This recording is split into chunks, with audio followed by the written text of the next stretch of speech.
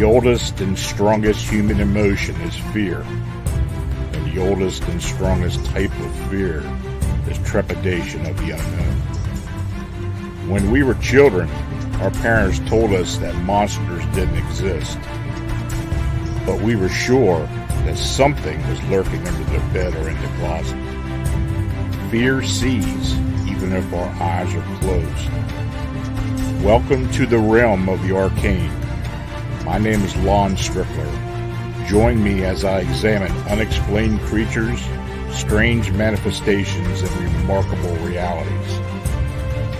Imagine this next hour as a voyage of discovery to strange lands, seeking not for new territory, but for new knowledge of the supernatural.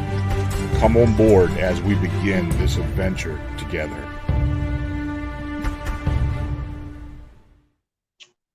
Hey folks, good evening and welcome to another episode of Arcane Radio, where we explore the unexplained here live on Beyond Explanation. I'm your host, Lon Strickler, coming to you within a cannon shot of historic Gettysburg, Pennsylvania. I thank you for joining me. Now, this will be a pretty interesting show. I've got two gentlemen with me who know a bit about Mothman and the winged humanoids, so it should be an interesting discussion. But first, I want to make a quick note. You know, Arcane Radio and Beyond Explanation channel is made possible only by you liking, subscribing, and sharing our programming. Now, Super Chat donations are essential for us to continue offering you our unique content. Your consideration is very much needed and appreciated. Now, before I introduce my guest, I want to talk about an account that I got today and I posted on the blog, where a woman and her brother were out driving late at night in Virginia Beach, Virginia. This is about, I guess, 10 years or so. And as they were going down Oceana Boulevard near the Oceana Naval Air Station, they saw a tall, and she said giant, but tall, upright canine in a hood and cape, and it bounded across the road in front of them. Now, she said it looked like a giant, upright, wolf-like creature that ran full speed in front of the car. It came from the right wooded area and was booking it towards the fence. This thing was at least 10 feet tall minimum. 12 feet tall minimum. It was hunched over, running insanely fast on its back legs. The legs were bent backwards and extremely muscular. The only way I could describe it was they were bent backwards in the way that a demon's legs would be depicted. The legs were furless except for near the bottom where there were patches of fur. It was wearing a brown hooded cloak that was tattered along the bottom edges, the hood covering its head and midsection, leaving the legs fully exposed. It was square like a wolf and had fur. The thing never turned to look at us. It was running towards the fence, jumped and cleared it. I have never seen jump that high before. Now, she said she spent the next couple of moments trying to process what she saw. Thought there was some kind of logical explanation until my brother said, "Did you see that?" and described in detail exactly what I had seen. So the only thing that differed was he saw what he described as long claws emerging from the front of the cloak. So she says, 10 years later, I'm still terrified about it. And you know, that part of Virginia, that's down the peninsula area of Virginia, that was actually dominated by the Powhatan people for centuries. You know, they were down there until they started moving up into Pennsylvania later on, but not, you know, I'm not sure of any upright canine or wolf-like beings in their culture. But, you know, that particular region is known for other cryptids and unexplained activity, especially large birds. I mean, I have had several large bird sightings in that area, as well as Bigfoot. So who knows what they saw. So tonight, I welcome Mothman researchers, investigators, and authors Tobias Whalen and Travis Short to Arcane Radio for this in-depth, detailed discussion recent investigations and findings related to Mothman and winged humanoids. Now, Tobias Whalen is a passionate Fortean who's been actively investigating the unusual for over a decade. For the first several years of his investigative career, he spent as a MUFON field investigator, and following that, he investigated independently prior to becoming the head writer and editor for Singular Fortean Society. He was also featured in the Small Town Monsters documentary Terror in the Skies and the series premiere of Expedition X, for his work investigating Mothman sightings along Lake Michigan. He and his wife Emily have been involved with the Lake Michigan Mothman investigation since its advent in the spring of 2017, and recently published a book chronicling the experience. The Lake Michigan Mothman high strange in the Midwest. He is also a team member of Fams of Monsters 14 Research. Now, Travis Short has been interested in paranormal, supernatural, and the occult since a very young age. He trained early in his life to be a minister. He holds a degree in English with a concentration in communication from the University of Virginia's College at Wise, and near completion his master's in theology from Masters International School of Divinity. His professional background is in broadcasting, marketing, and public relations. He currently serves as director of communications for Black River Films. He is also the host, narrator, producer, researcher, and writer of Dark Wings, the Mothman Chronicle. So, gentlemen, thank you for joining me this evening. Thanks for having me. Thanks for the invitation. So, Mothman, what does everybody think? What do you guys actually think Mothman is? I mean, first of all, the first question you're going to get by anyone is, well, is this thing real? Are people seeing something or actually seeing something and describing what they actually saw? Travis?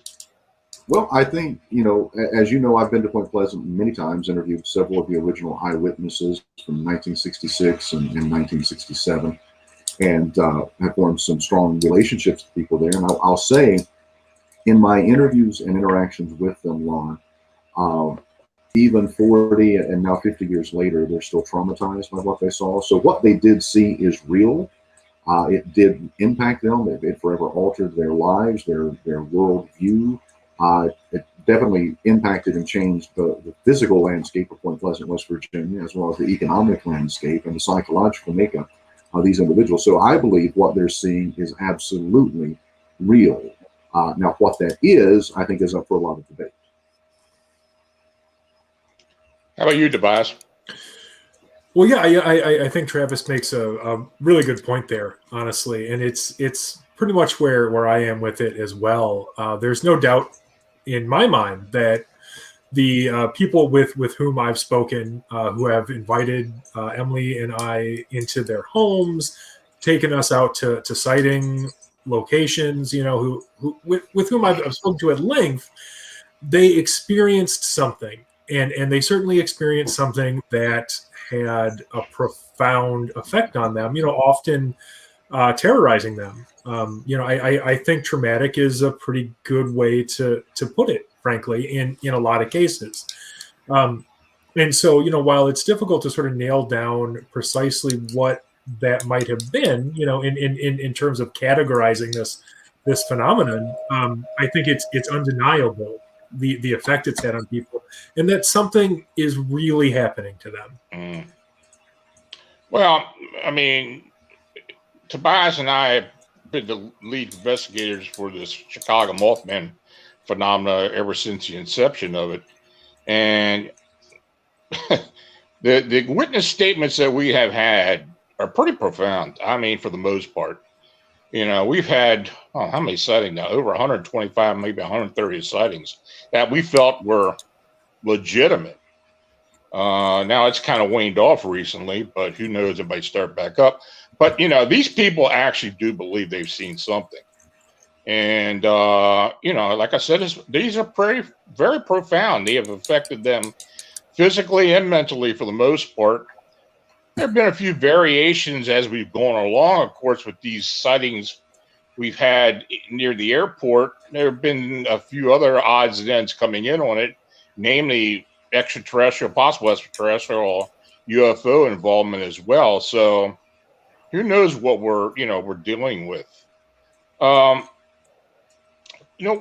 what else do you want to add to it, Travis? I mean, I know you did a film about 10 years ago, and has the investigation of this being changed any since that time?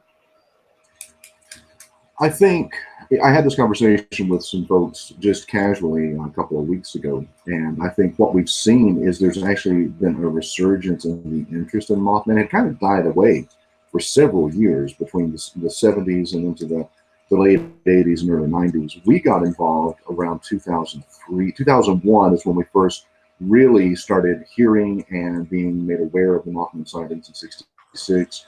We started researching in 2003. We spent 6 years putting the documentary film together. A lot of time in Point Pleasant, a lot of time with those eyewitnesses, recreations and things like that. I think, you mentioned there were some variations. I would be curious to hear what some of those are, because there were variations in the original sightings as far as the height, some of the depictions, the physical descriptions, things like that. But there were always about 3 commonalities. The height was always between 7 and 9 feet. The red glowing eyes and the massive wingspan. Those 3 things were pretty constant throughout the hundreds of eyewitness accounts between 66 and 67, which had me actually posit a theory when I was presenting at the Mothman Festival, that maybe what was happening is not the appearance of a Mothman, but moth creatures, that these winged entities, there wasn't just one winged entity that was manifesting in Point Pleasant, but there were multiple. Yeah, Tobias, you and I banged heads back and forth on this for years now. Why don't you describe the sightings that we have had reported to us as compared to what happened down at Point Pleasant in 66 and 67? Sure. I think that there are some commonalities. I think the difficulty that we're facing in the Lake Michigan investigation is sort of the breadth of description overall. But if you sort of create profiles for the different sort of sighting types, if you will, I think that you'll find that some of them certainly fit the Point Pleasant Mothman description very well, because you certainly do have many sightings that are something relatively large. 7 to 9 feet would be a great range to describe those in terms of height. 12 to 15 foot wingspan. Black, often described with these red eyes. Sometimes that eye color varies just a little bit. I've heard people say orange instead of red. I think that's pretty forgivable, honestly. And also describing some of the more high strangeness elements, like overriding fear, maybe a feeling of being penetrated or paralyzed by the creature's eyes. And so there certainly is a subset of the cases we've received that fit that very, very well. And then you've got other types of reports that have come in. Some of them are much more vague in terms of detail. They really only describe some sort of large flying creature. It certainly could be some kind of bird. It's difficult to say for sure. And then you've got the really, really weird ones that they don't really fit much of anything. And frankly, like if they didn't come from very credible sources, I would be willing to write some of them off as stories. But we'll get stuff like large hairy humanoids with leathery bat or gargoyle wings, as the witness describes them. Or we had a case in Wisconsin where somebody described this winged humanoid with scaly skin, and that thing, he said, had large black eyes. I think when I met him in person, Emily and I went out there and spoke to him. I believe he compared them sort of to the eyes of a traditional gray alien. And so there are enough of the sort of outlier cases where I think that it's easy to sort of raise an eyebrow at those and be like, well, is this really like Point Pleasant? But I think it is if you look at the sort of core of these sightings. Like those are really similar enough. And then I think what we're dealing with more than anything, most likely, is sort of a high strangeness window area, if you will, where we get all kinds of weird stuff here. And some of it matches Point Pleasant and some of it doesn't, but that's sort of the nature of the beast, I suppose. Mm. Well, last week's show, I mentioned this case we had gotten.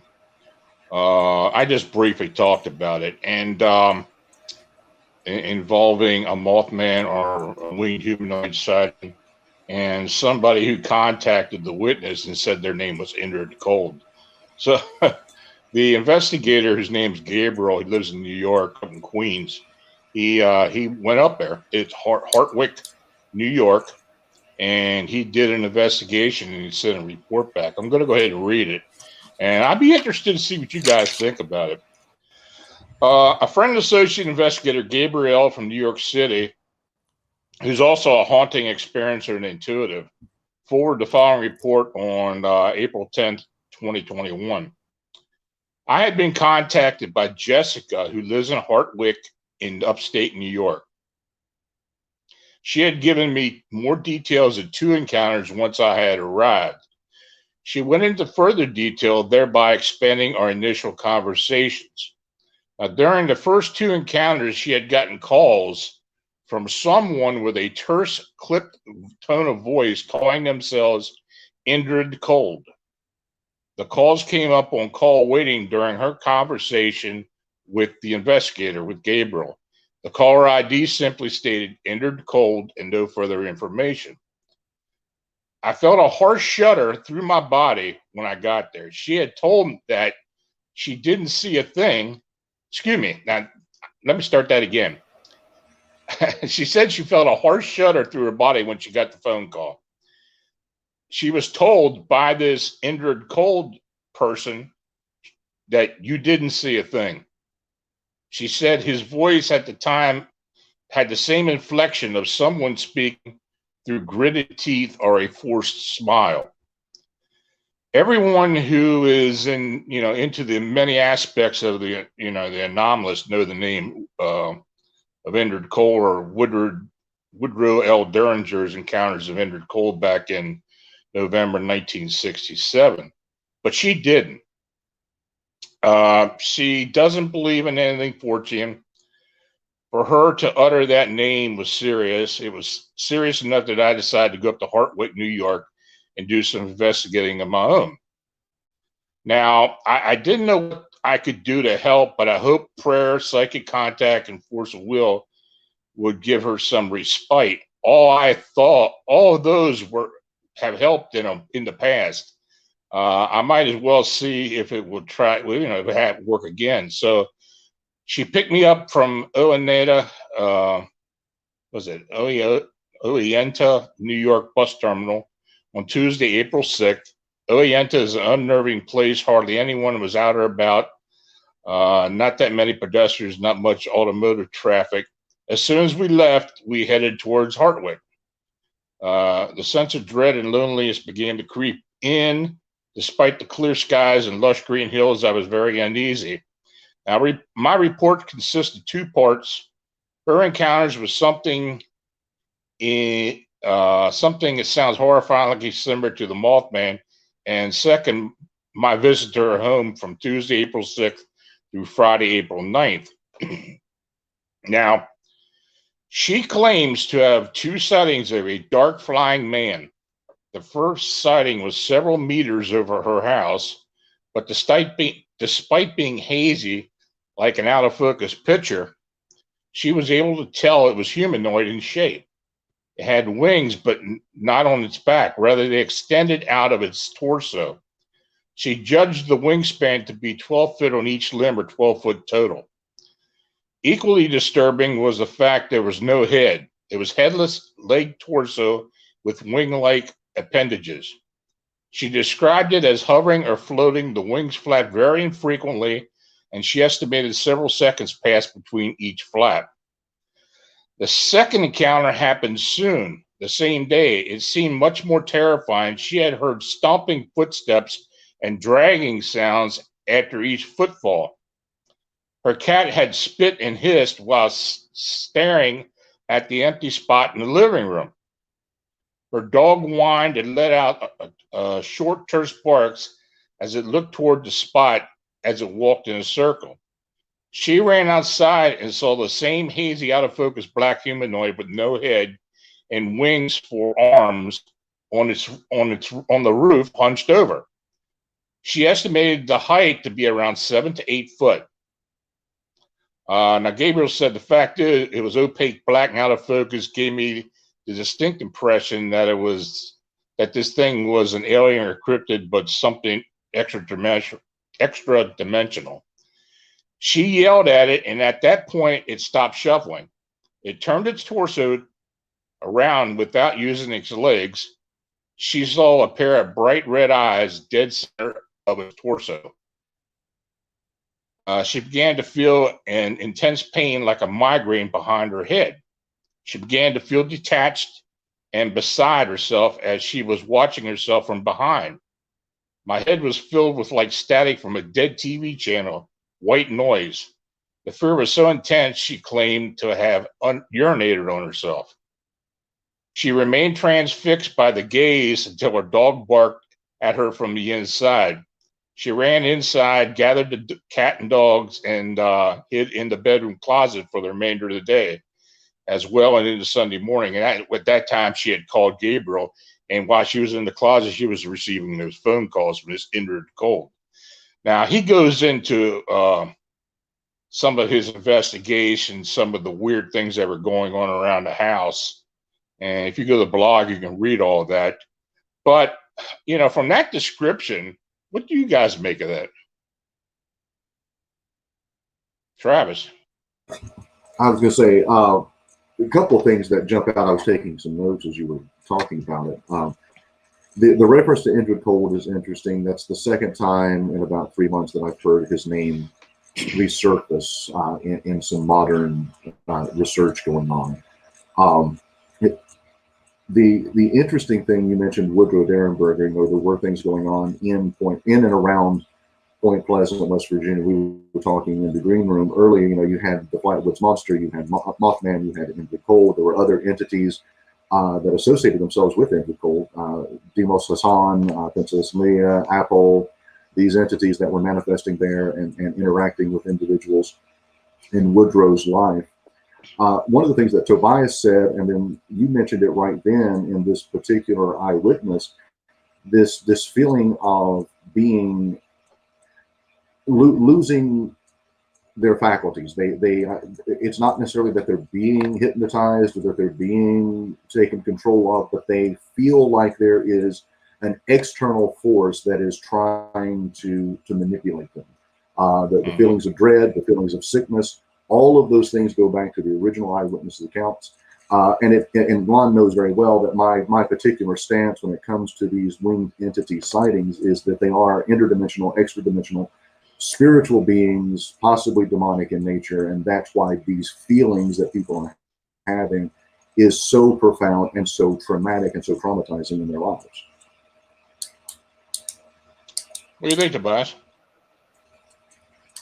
Well, I think Travis makes some interesting points there. I think that more than anything, I'm leaning towards that camp of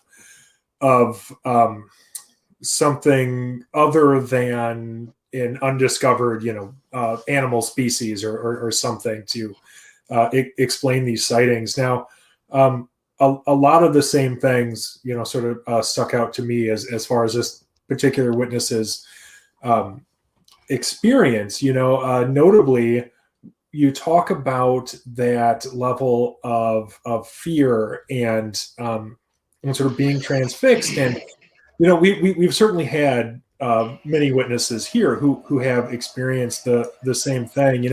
I remember speaking to a woman named Paula. This was a few years ago, and she had a couple of experiences 2 years apart, almost to the day, in Wakanda, Illinois, which is sort of in the northern, like northeastern, north central part of Illinois. And so she had seen this weird light sort of come down out of the sky, kind of swept around and scared the crap out of her, frankly. And then 2 years later, she saw this winged humanoid in that exact same place, and she was doing something completely innocent. She didn't see it coming.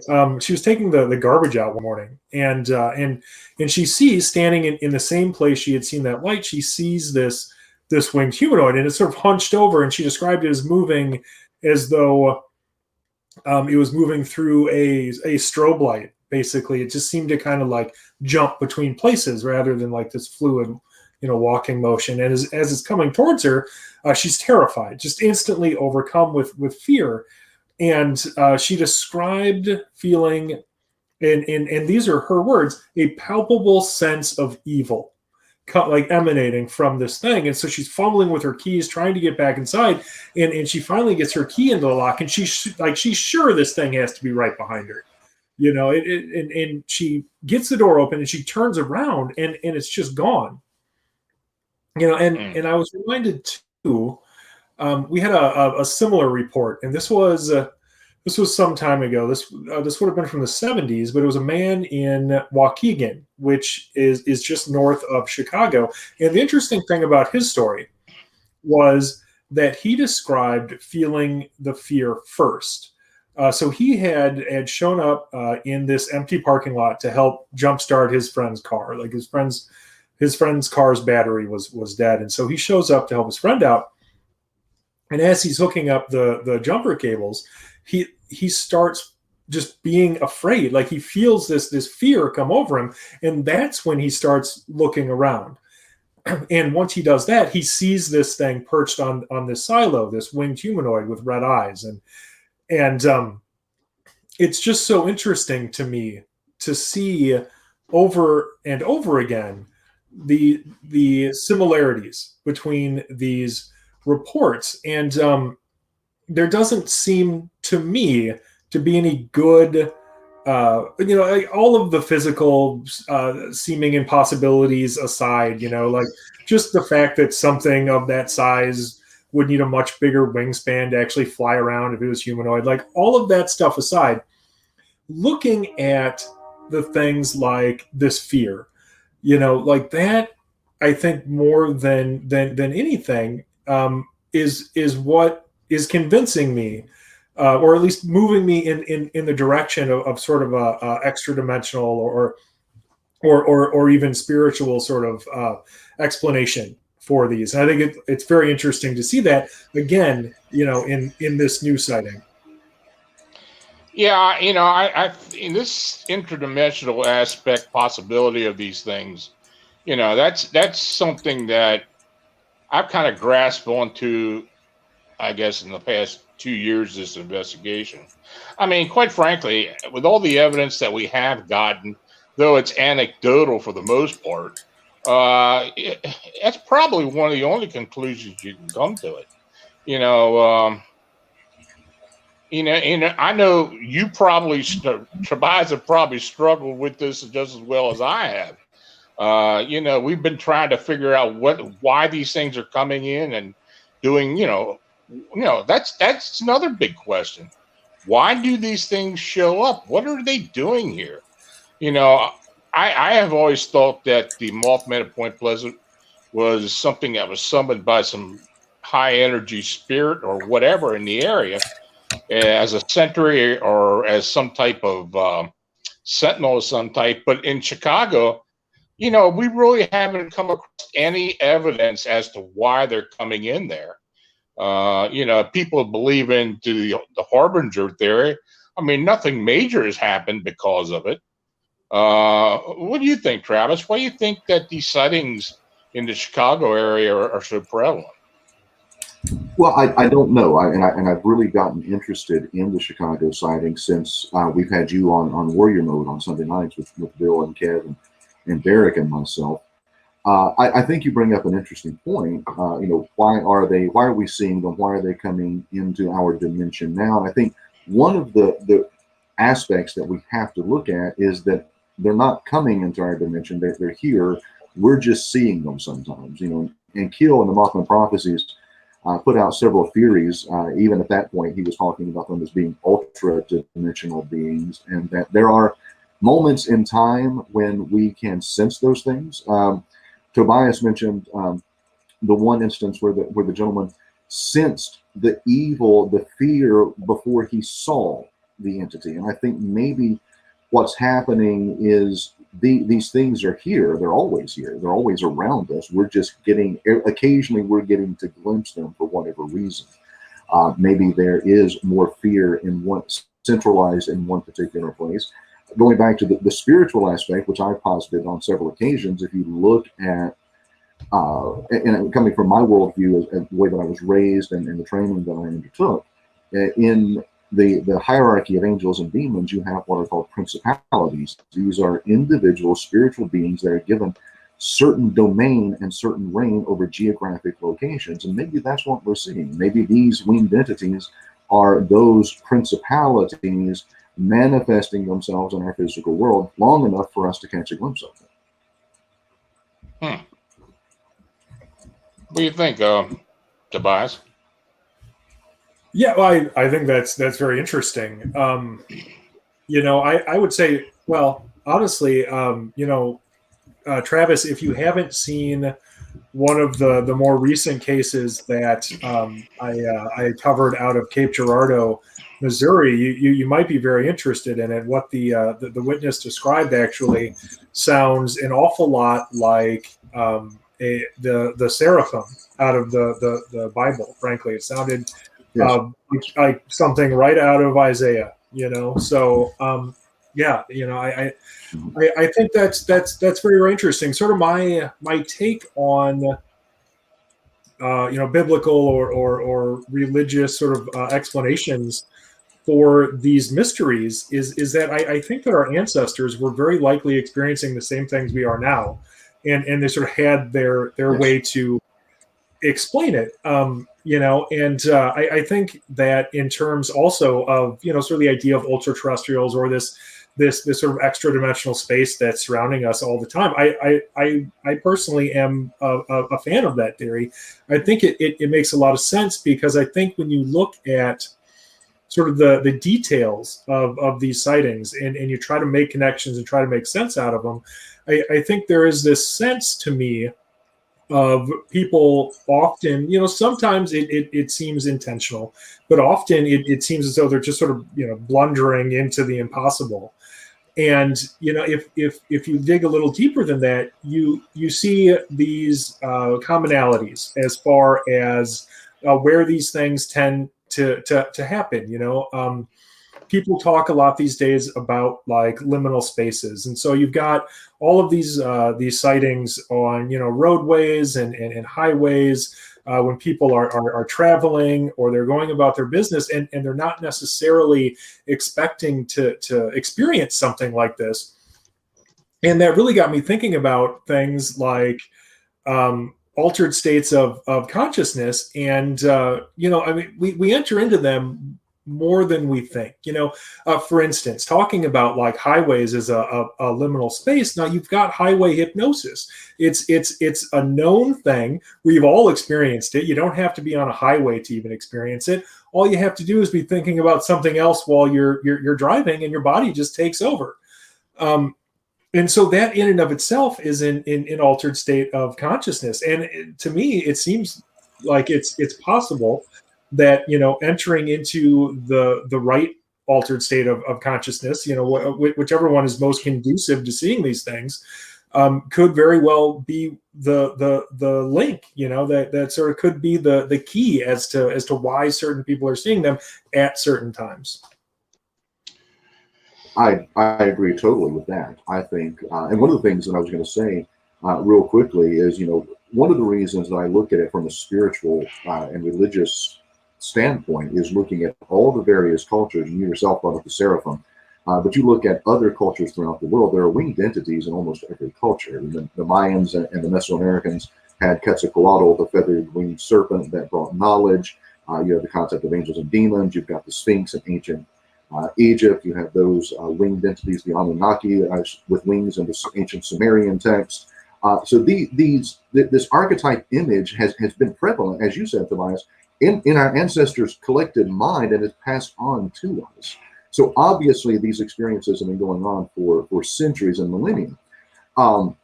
And I think that it goes to show, if you look at Linda Scarberry's actual description of what she saw, she described nothing that is cryptid-like. She said she saw a 7 to 9 foot tall, muscular man with red glowing eyes and what appeared to be angel wings protruding out of his back. Those are the words from Linda Scarberry's own mouth. That is not a cryptid. That is not an animal. That is not a bird. That is nothing moth-like. She saw something very, very distinct and very definite. Well, there was a discussion in the chat room about the butterfly people, and it's funny. We had talked about it briefly before the show. And as I was sitting here thinking about it, I had gotten a report about a sighting in June 2019 near Joplin of a woman who had actually been driving on Highway 13 that came across something that almost hit her car that looked like these butterfly people. Now, I don't know what she saw or what she ran into. But of course, this butterfly people story is, if people remember, I think it was 2003 it happened. There was a tornado in Joplin, Missouri. This elementary school was really, it would literally destroyed this elementary school. And these children who were laying there looking up in the sky into the open roof saw what they called butterfly people coming down. I don't know, to rescue them or keep them calm or whatever. But, there were many of these kids saw this thing. And, over the years, I've had people asking me, well, were these Mothmen? Were these fairies? What were these things? I don't know. It's interesting. And you're right. Missouri has had a lot of sightings in the past year. Southern Illinois and Missouri, over in Missouri, you talk about Cape Girardeau. I had a sighting down there as well. Northern Missouri, lots of sightings up there, especially around the KC area. That let alone all the UFO activity has been going up there for years. But what are we going to expect of these winged humanoids? Are these going to be?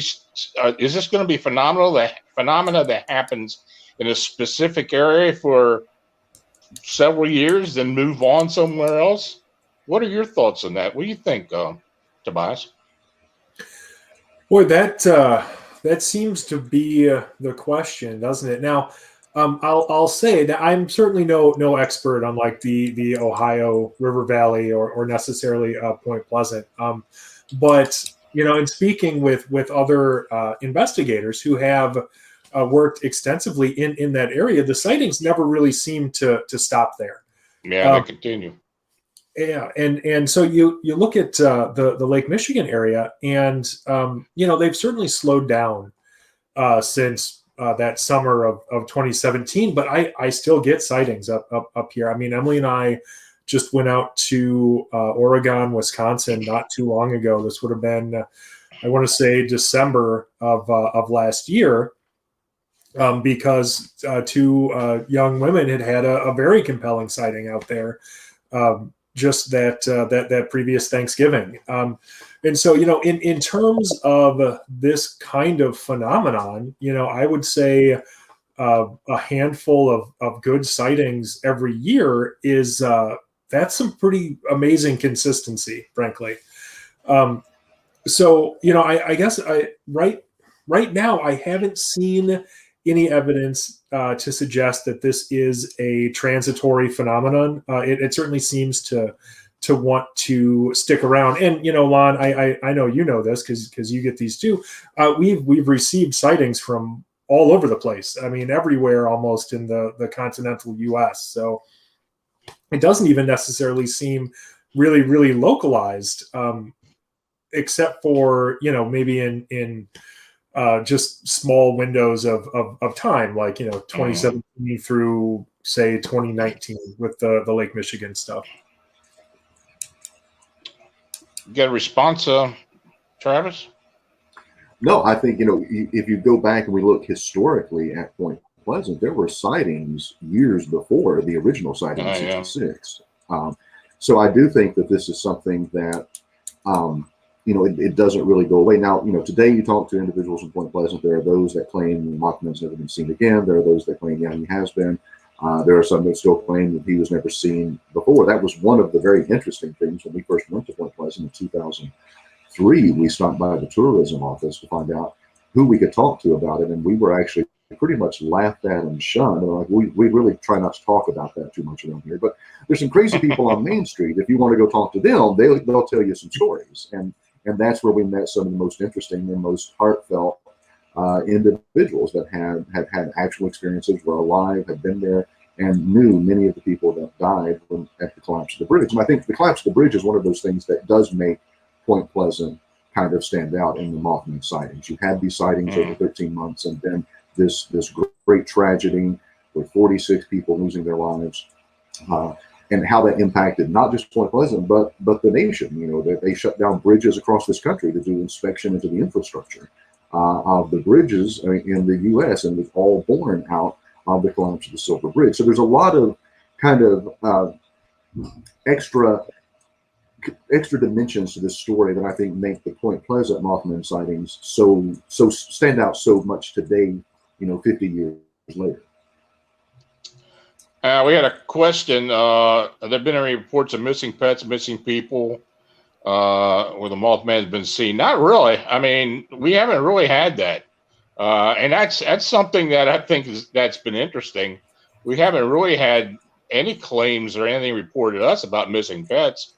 Now there was a report on Pulaski Avenue, a recent report where these kind of large turkey footsteps were seen somewhere, near the area in South Chicago. But and one of the witnesses told me that people have been going missing in the neighborhood, but I checked the police, and they had no report of missing people. In fact, I talked to a cop that is in that area of Chicago, and he said they didn't know anything about that. So, I just wanted to follow up on what she told me. So, and what you guys have been talking about, that Ohio River Valley from Cincinnati up into Wheeling, I've had reports of a lot of strange stuff over the years. I went back and checked my reports from 2006 up until present time, and I have had over 20 reports of a Mothman sighting or winged humanoids along that valley over the years. And in fact, Mason County has had several sightings, and like I mentioned earlier, with the Woodrow Durenberger incident, that's about 55 miles north of Point Pleasant. There were Mothman sightings up there as well during the same time period as it was in Point Pleasant. So, as well as UFO sightings. That's what brought. I'm sorry. What's that? I was going to say that's what brought Keel to Point Pleasant. Was actually the UFO sightings. It wasn't Mothman. He was investigating UFO sightings. Yeah. And then there were Men in Black. Now, to answer the question that was that came in the chat, in the original narrative of '66 and '67, Merle Partridge had a 100-pound German Shepherd that supposedly chased Mothman in the field the night before the November 15th sighting, and that dog disappeared. And that's the only thing. Now, we did, in talking to people in Point Pleasant, there were animal mutilations going on in Point Pleasant at that time. Some cattle, some horses, and some things like that. And we heard those firsthand from some of the eyewitnesses. But as far as, there being a direct tie to Mothman, that was never drawn. Yeah, and this being that was seen in Point Pleasant area was somewhat more aggressive than what we've been getting reports of in recent years. That thing had no problem chasing people down the road out of the West Virginia Ordnance Works, and vice versa. This thing kind of stood its ground. So if a couple cows come up, tore up, that wouldn't surprise me at all. No. And Linda Scarborough said she saw Mothman personally one other time, a few weeks later, and he was perched on the A part of the roof where she was living. Her bedroom was across from that apex on the roof, and she saw him perched there, just staring in her bedroom window, watching her. I had somebody ask in the chat room about Bat Squatch. Well,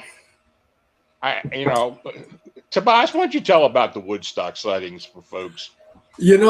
Woodstock is an example of one of those cases where if the witness wasn't so credible, I might side-eye it a little bit. But no, I mean, Woodstock, that was, February of 2019? Mm-hmm. A man was out running an errand. This is a totally normal errand. Everybody does, once a week at least. He had to go get some milk from Walgreens, of all things. So he's coming home with his milk, driving near the Dewfield Pond Conservation Area in Woodstock, Illinois, and it's 8 p.m.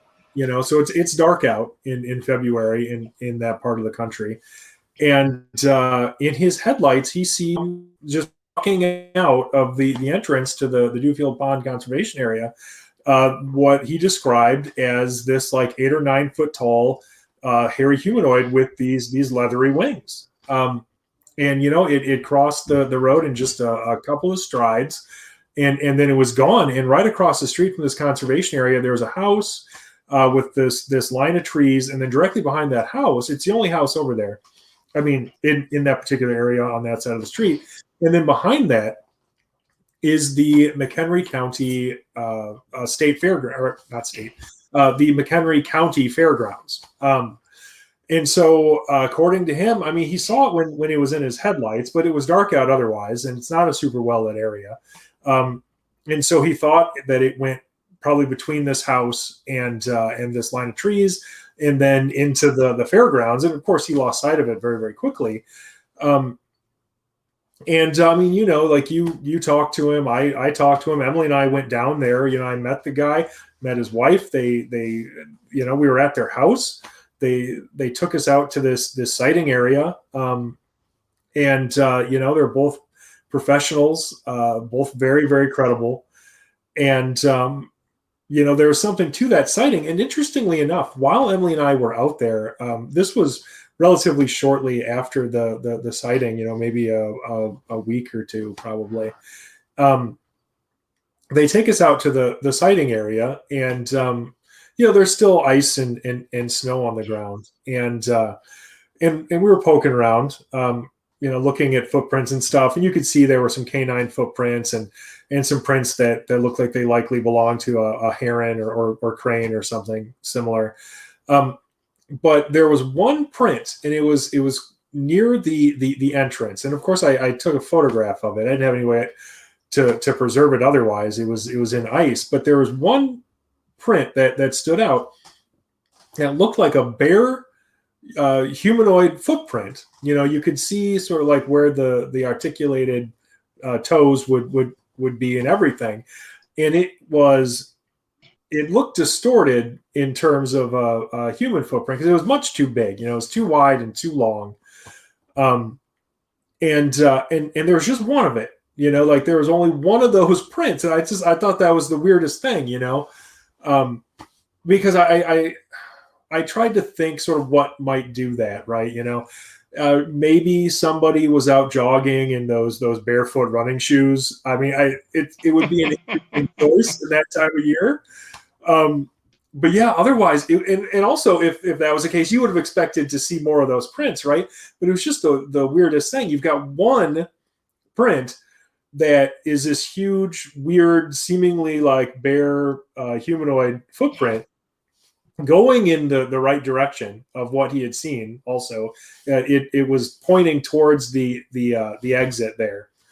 But there was just one of it. So I don't know. I mean, I think some people would say, well, that sort of points to the ephemeral nature of these phenomena.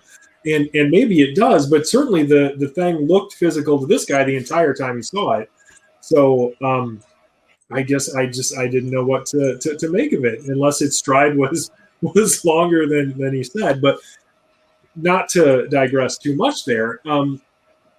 Yeah, I mean, like I said, this witness, his wife, both very, very credible people. I think they had their own ideas, more speculations really of what he had seen. They talked a little bit about sort of like Nephilim and their particular spiritual beliefs and that. But yeah, I mean, you can call it bat squatch if you want, but I mean that's what they saw, or that's what he saw. Yeah. So I don't know. When I first got that report, I didn't know what to think about it. And when he sent the sketch over, I'm like, oh my Lord. He told me, he said when he first saw it, it looked like a Bigfoot. And then he said it had wings on it. And I thought, well, okay, but they are credible people. She's actually a local politician. So she's not out there blowing smoke. I mean, and they were really worried about their name getting out there. I don't know if being a politician wins credibility. Well, I mean, I think these local ones have more credibility than the ones local politicians we hear about all the time. Yeah, okay, that's true. That's true. But there was a reporter in the area who wanted to get me on the record about talking about this for the news because they saw our reports on our blogs. And I wasn't going for that. I didn't want her getting exposed in any way, but no, I don't know.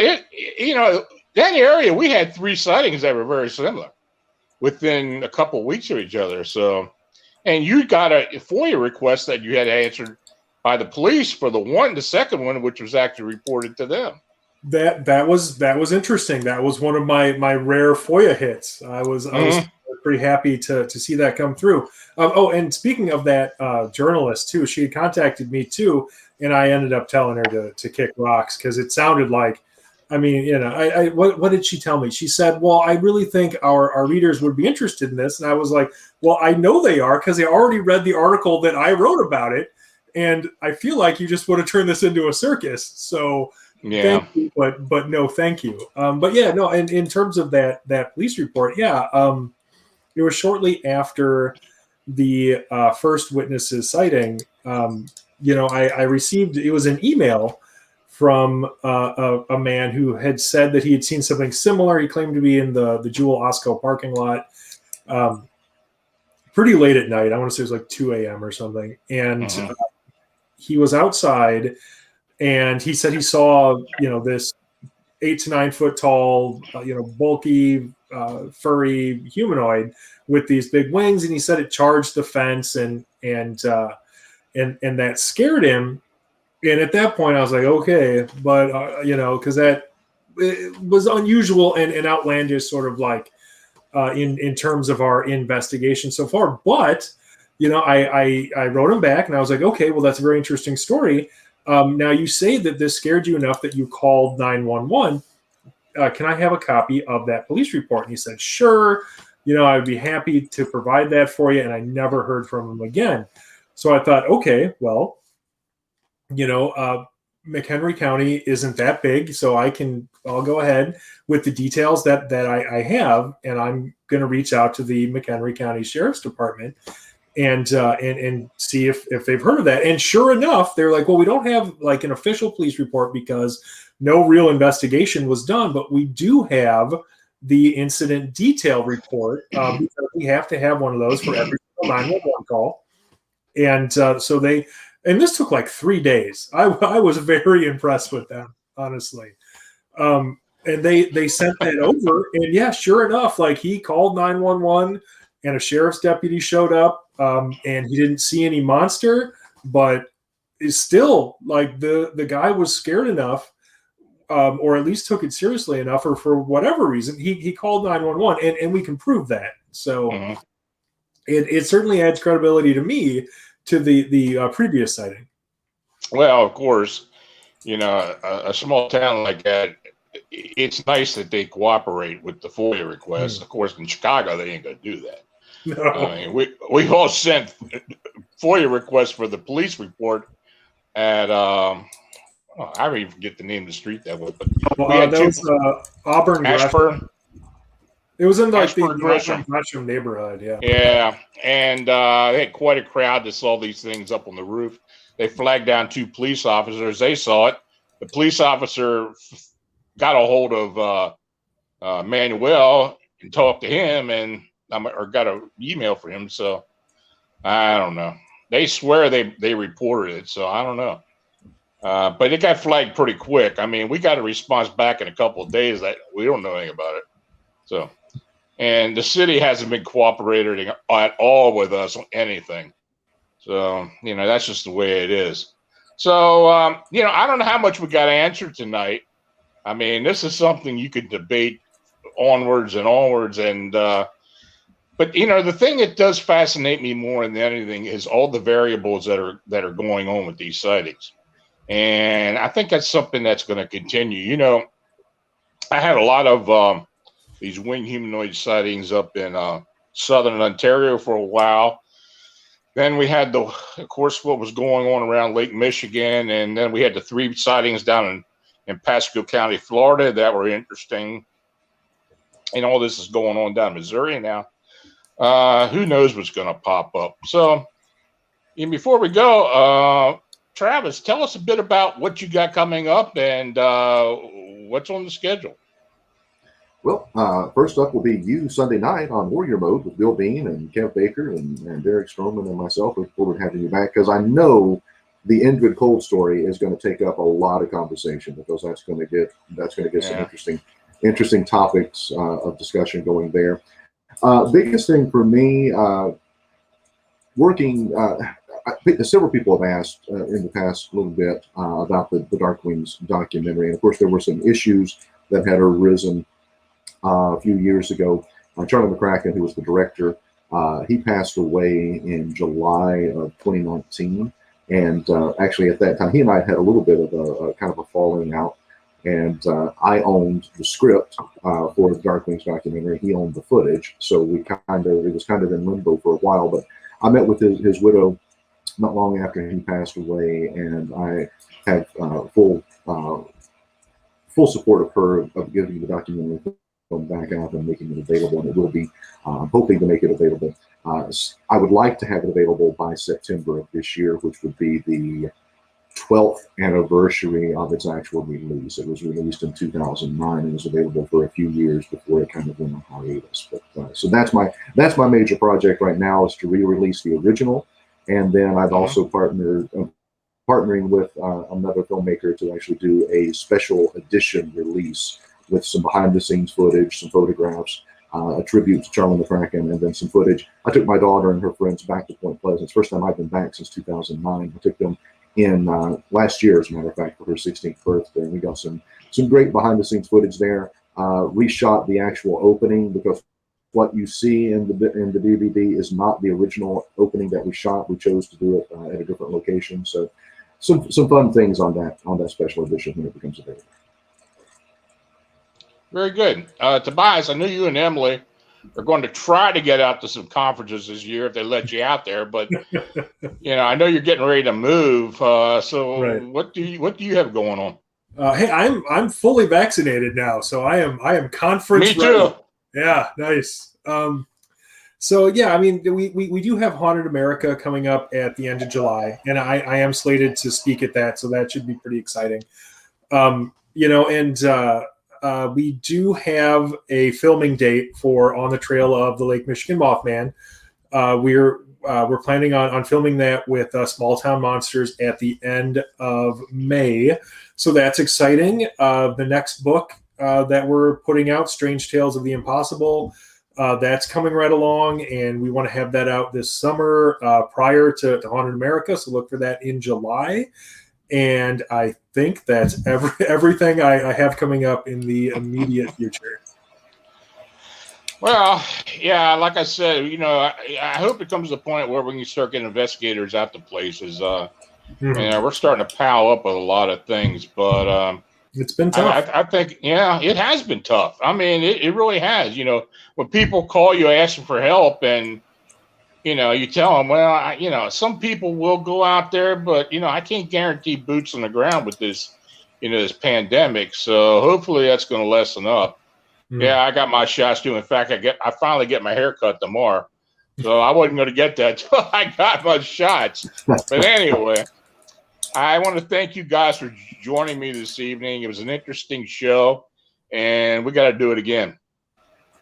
Yeah, absolutely. Definitely. Thanks for having me. Anytime. Thank you so much. Okay, you guys have a good weekend, and we'll be talking soon. Now, if you have an unexplained encounter or sighting, feel free to contact me through the Phantoms and Monsters blog site. I want to again thank Travis Short and Tobias Whalen for joining me this evening. And thanks to each and all of you for watching and chatting. If you made a super chat donation, it is truly appreciated. Your support is what makes this possible. Please like, subscribe, and share. And until next week, and I think I've got Albert Rosales on next week. Stay healthy. Have a safe and enjoyable weekend. Good night.